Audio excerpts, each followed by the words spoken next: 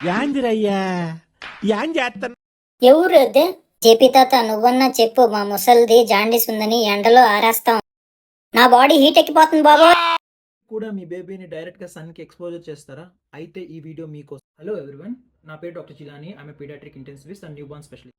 అప్పుడే పుట్టిన చిన్నపిల్లల యొక్క స్కిన్ అనేది చాలా సెన్సిటివ్గా ఉంటుంది. వాతావరణంలో చాలా హీట్ ఎక్కువ ఉంటే బాడీ త్వరగా హీట్ ఎక్కిపోతుంది. ఒకవేళ ఎన్విరాన్మెంట్ టెంపరేచర్ అనేది కూల్గా ఉంటే వాళ్ళ బాడీ కూడా అంతే చాలా చల్లగా. వలన బేబీకి వచ్చే దుష్ప్రభావాలు ఫీవర్ రావడం లేదా డీహైడ్రేషన్ అవ్వడం, అబ్నార్మల్గా చాలా చల్లగా అయిపోవడం వల్ల బేబీస్ ఇబ్బంది, skin irritation, skin rashes, sunburns. ఫోటోథెరపీలో వాడేటువంటి లైట్స్ యొక్క వేవ్ లెంత్ ఈ సన్ లైట్లో ఉన్న యొక్క వేవ్ లెంత్ చాలా డిఫరెంట్ ఉంటుంది. సో ఫోటోథెరపీలో వాడే లైట్స్ అనేవి చాలా ఎఫెక్టివ్గా జాండీస్ని తగ్గిస్తాయి. సో చాలా మంది పేరెంట్స్ కళ్ళు పచ్చగా ఉన్నాయి అంటారు. ఎప్పుడైనా సరే గుర్తుపెట్టుకోండి, ఈ జాండీస్ అనేది మొదట తల భాగం నుంచి మొదలై పాదాల వరకు పాకుతుంది. ఒకవేళ బేబీ యొక్క పాదాలు కూడా పచ్చగా కనిపిస్తున్నాయంటే డెఫినెట్గా మీరు మీ పీడియాట్రిషియన్ దగ్గరికి వెళ్ళి రక్త పరీక్ష చేయించుకొని దానికి తగ్గినట్టు ఫోటోథెరపీ అనేది ట్రీట్మెంట్ తీసుకోవాలి. జాండీస్ పెరగకుండా ఉండాలంటే మదర్ మిల్క్ని ఖచ్చితంగా ప్రతి 2 గంటలకు ఒకసారి బేబీకి పట్టిస్తూ ఉండాలి.